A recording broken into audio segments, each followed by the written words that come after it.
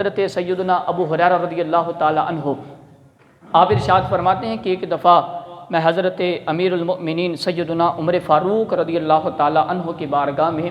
ایک مسئلے کے لیے حاضر ہوا،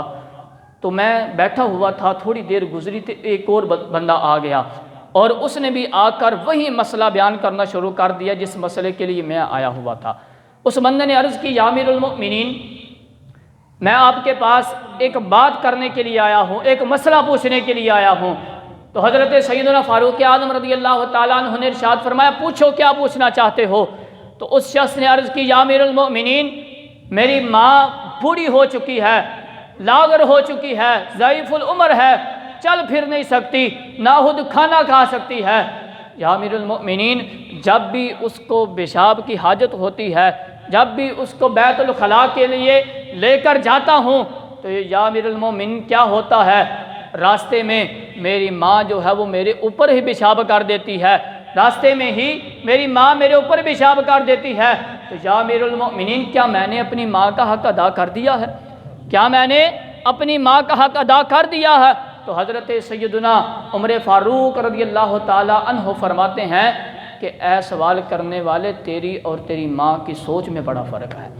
تیری اور تیری ماں کی سوچ میں بڑا فرق ہے۔ اب وہ شخص جو تھا وہ پھر عرض کرنے لگا، یا امیر المؤمنین، کیسا فرق ہے کہ جب میں چھوٹا تھا، جب میں چل پھر نہیں سکتا تھا،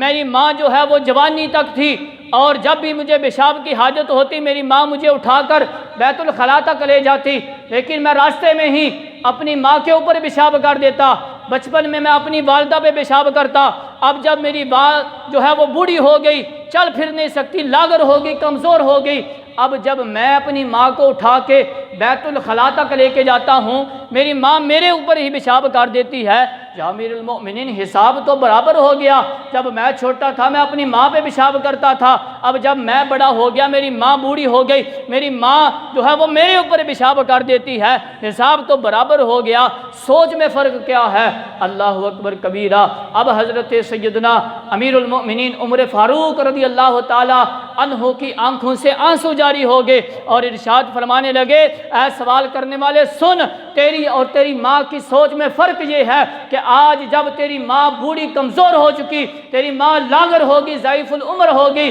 جب بھی تو اپنی ماں کو اٹھا کے بیت الخلاء تک لے کے جاتا ہے، تیری ماں جب راستے میں تیرے اوپر پیشاب کرتی ہے تو دل ہی دل میں یہ دعا کرتا ہے کہ اے اللہ میری ماں کو اپنی جناب میں جگہ دے دے، مجھ سے یہ بوجھ ہلکا کر دے۔ بے شک تو اپنی زبان پہ یہ الفاظ نہیں لاتا، لیکن تو دل ہی دل میں اللہ کی بارگاہ میں یہ دعا کرتا ہے کہ اے اللہ میری ماں کو اپنی جناب میں جگہ دے دے، مجھ سے یہ بوجھ ہلکا کر دے۔ لیکن اس کے برعکس دیکھا جائے، جب تو چھوٹا تھا، جب تو اپنی ماں پہ پیشاب کرتا تھا نا، تو تیری ماں تیرے لیے یہ دعا نہیں کیا کرتی تھی کہ اے اللہ میرے بیٹے کو اپنی جناب میں جگہ دے دے، مجھ سے یہ بوجھ ہلکا کر دے، اور اللہ رب العزت کی بارگاہ میں یہ ہاتھ اٹھا کے دعا نہیں کیا کرتی تھی، بلکہ تیری ماں جب بھی تو اپنی ماں پہ پیشاب کرتا تھا تو اب تیری ماں رحمت والے ہاتھ اٹھا کر اللہ کی بارگاہ میں ایک ہی دعا کیا کرتی تھی، اے اللہ میرے بیٹے کو عزت والی لمبی زندگی عطا فرمانا،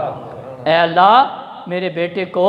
عزت والی لمبی زندگی عطا فرمانا۔ فرمایا تیری اور تیری ماں کی سوچ میں فرق یہ ہے کہ اب جب تیری ماں بوڑھی ہو گئی تو اپنی ماں کے لیے دل ہی دل میں دعائیں کرتا ہے کہ اے اللہ مجھ سے یہ بوجھ ہلکا کر دے، لیکن تیرے ماں جو ہے وہ تیرے لیے یہ دعا نہیں کیا کرتی تھی، بلکہ وہ تیری زندگی کی دعا کیا کرتی تھی۔